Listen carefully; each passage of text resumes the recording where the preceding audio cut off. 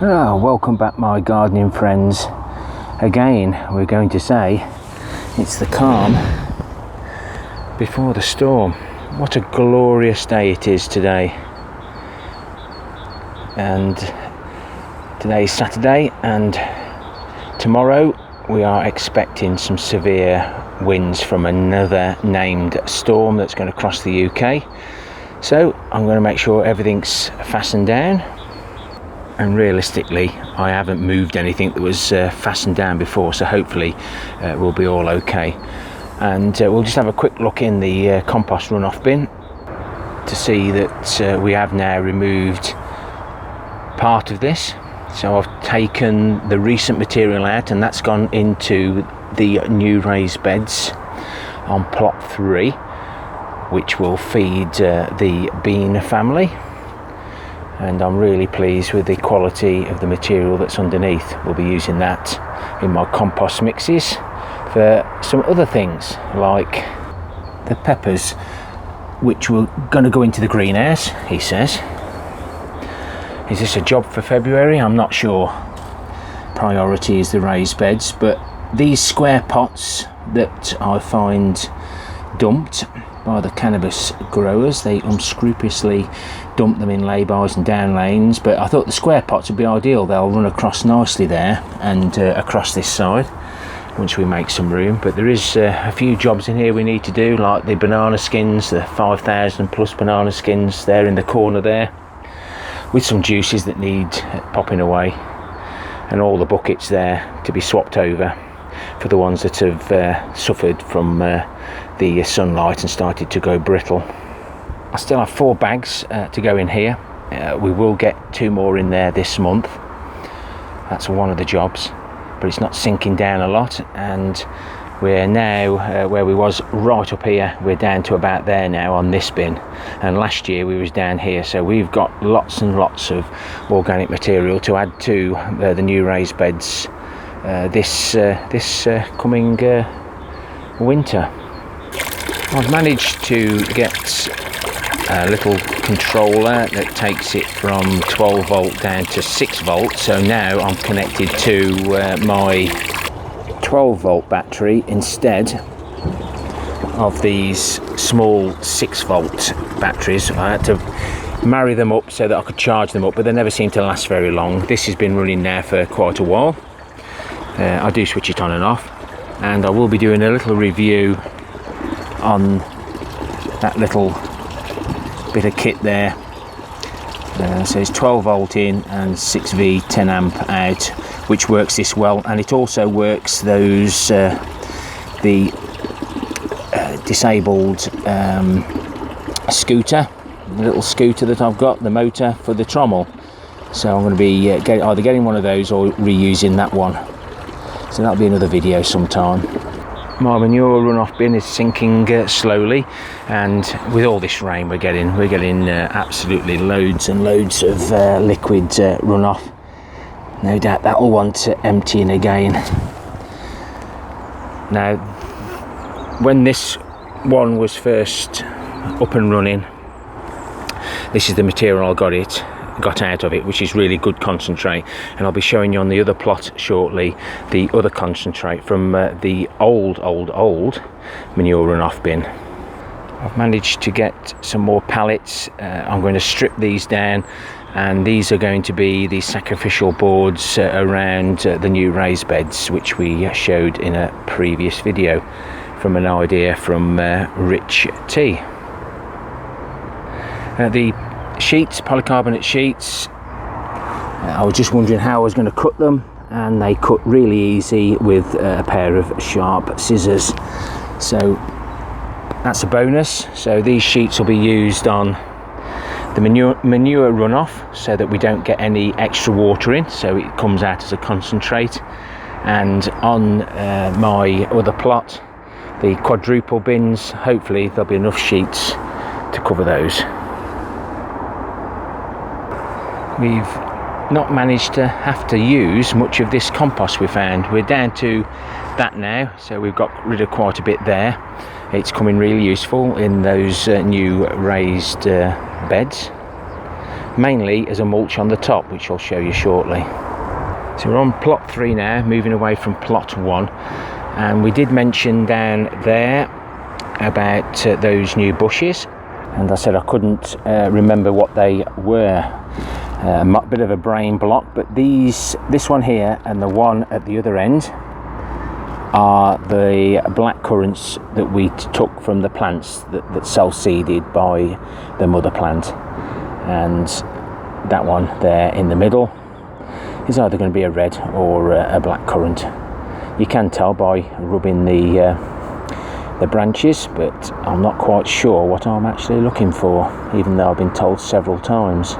And because we use manure here, horse manure, we have to keep an eye on these and make sure we take these docks out as soon as we can, or else they'll end up looking like this one. Now this was in the middle of the bed, and I've had to get it out to make sure we don't chop it up into pieces, but the roots do go down a long way, and this is only a small one. But it's been proactive, as the same as getting the dandelions out. They very quickly get massive root systems.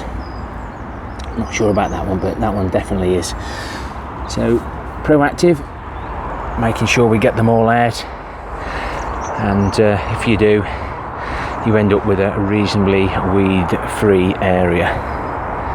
So 4 beds are in. I've cleared everything from there because I want to rotate this today. It's all stacked up there in bags of 4, so we've got 1 for each bed, etc. So I've split everything up now, so I know exactly what's got to go in each bed. I've just got a few changes in ideas. So the polytunnel is going to be raised up. The water collection system that's at the other end, which comes from the guttering, is going to come this way. So there'll be this barrel, or the barrel that's at that end will come this end and be sunk right into the ground. And then I want to be able to have 4 barrels here to harvest the rainwater for easy watering. So we're going to have a pallet collar there and another one there. And this is my old manure runoff bin.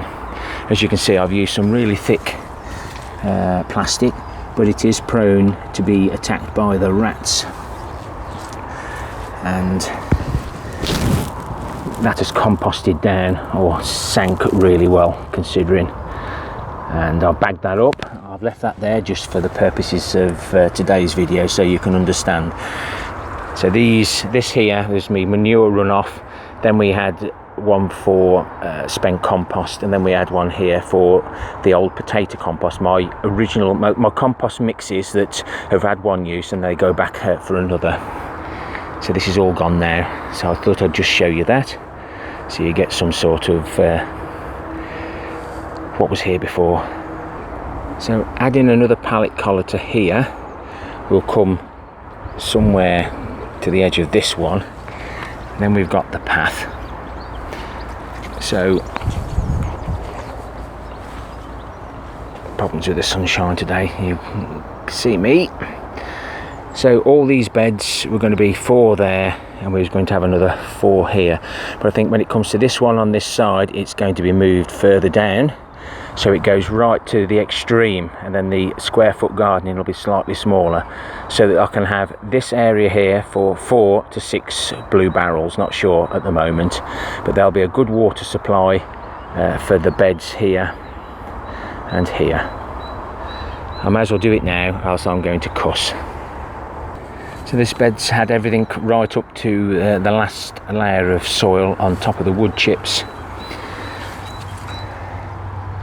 So this will get some compost, but all the onions, my spare onions at the greenhouse grow room, are now going into here.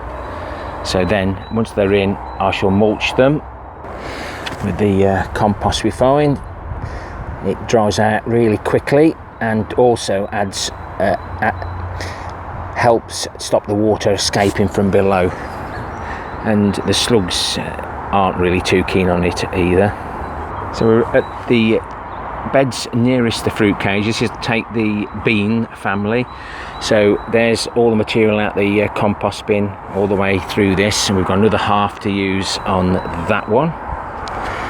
Then we've got the other added ingredients, and then we've got the compost on top. So hopefully it will help retain the moisture.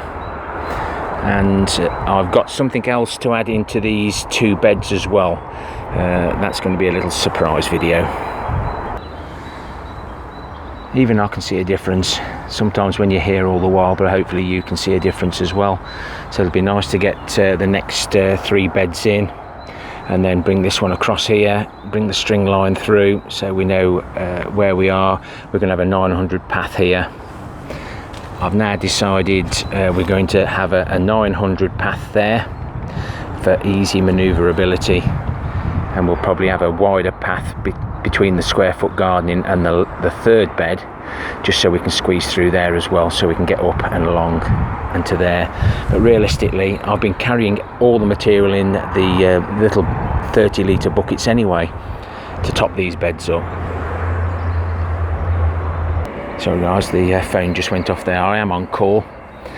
They've put me on call this weekend for the trees, so I'm going to have to get a shufty on in a minute. So say today is Saturday. The rest of the month, the main jobs are going to be to get these beds in and the square foot gardening. We'll take that into March. But it will be nice to get rid of all this material. But without that material, it would have cost me an absolute fortune. It's always best to have too much. I'll just turn you around. And I said before, the polycarbonate sheets will be ideal for this. I have got these covered up, but it's probably just a complete waste of time because it all ponds in. I might as well just uncover them and make sure everything's safe by the end of today if I get time. But at least now all the sheets should be the same on this one if I've got enough. Though I think there was 13 sheets in total. And the garlic's doing fine. Even though we've had this horrible wet weather. So that's William Coleman's garlic, the Red Russian. They've all done good. They're the leeks from the seed head. So I took the leeks from there, grew them on, and they're there. And we've said before, we've just had one of the Mike Hurdis's elephant garlic that went rotten. So overall, not too bad at all. And the leeks that have survived the slug onslaught are doing well, and we can put some more in there. But this material in here is cracking material. It's got perlite in it, had layers of manure, so eventually all this material will be coming out once these are harvested. And then we can start thinking about how we're going to use the pallet collars. Do I run the pallet collars close to that? Do I run them down there and leave the gap? I'm going to have to just get rid of some of this material first. As you can see, the sun's playing havoc. We've got it because we dug all this out. We've got all that material there that can now be used in some pallet collars. And the messy side of allotmenteering when you're busy doing other things. I'm not proud of it, but at the end of the day, what I'm doing with the raised beds will outweigh the mess at the moment. And then I can have a clear out. I can get rid of all the pots that I don't actually want. I haven't looked after these as I'd like, but as we've said before, in the middle of the screen there you can see the new shoots coming up, and that pea is still surviving, but the slugs are really giving it some stick. We haven't had any really cold weather here in the UK, which is disappointing. We really want it really cold but dry, but we've had it reasonably mild but very, very wet. Probably be harvesting that. Yeah, it don't look good at the minute, but we'll take a few of those leaves off, and I will be leaving 1 or 2 of these in to see whether they actually go to seed or they grow another giant red cabbage. I tell you something, them big cabbages do take some eating.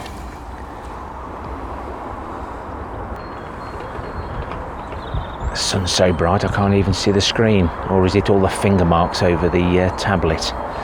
My wife goes absolutely mad at me. yes, looking forward to this. I'll get those carrots harvested as well at the end of the month. But as for the February plot tour, February jobs for February, these beds are probably taking me 3 hours each to do, so that's building and filling. So get that rotivated, and my intentions are to rotivate all of this. Now you can see this is one bed and that was the other bed, so basically I'm going to be able to reach from each side. I can reach nearly all the way over. But what I'll do, I'll rotivate this, then all this material, when it's been mixed in with all the compost that I had, I'm going to take that and move it right over there, so then the material from here will go straight into that one, material from here into this one, and material from there into this one that will come down to within 900 there. So it just saves moving one lot of material, and hopefully it'll all fit. We do have one place that is reasonably tidy, but if you do follow me, then I hope you've got all your cardboard rolls ready for all your beans. I always like to keep collecting them, and realistically I'll probably use all those and get all those planted up this time. These ones are a lot better than these smaller ones, but just to make them fit in the copier paper container, I'll just snip them off, put the snip end down at the bottom so they're all level. But the bean family do like cardboard, onions don't, and some other plants. My earlier experiments way back in around about in my 50 odd video, I did some experiments, and they were quite amazing to see the difference between growing in the soil and growing in cardboard. Will I ever get done? I will sometime, and maybe I won't grow as much this year as I'd like, but I'll definitely be planting some winter crops ready to harvest over the winter and through to spring. So if you want to pop in the comments some things that I could do, like purple sprouting broccoli, etc., I'd appreciate that. And I'd like to thank everyone for all their support while I've been doing these raised beds, all the cracking ideas that have helped me achieve my goal from when I first started allotmenteering, and seeing my fellow creators using scaffold planks. I'm pleased I've gone too high. It does save a little bit of bending down. Obviously they're not going to be so high once I get the wood chips in, but there is the option of going one higher with the materials I do get while I'm still at work. Don't forget, look in the comments. Don't forget to give this a like or a dislike at the end of the video. I don't mind. But the comments, please interact. If you are a creator, just give me a thumbs up in the comments, just so I know you've been watching my videos, so I can pop across and watch yours. I have so many people to watch, I have to sometimes skip by quite a few. So happy gardening to you all. Till next time, my friends. Ta-ra for now.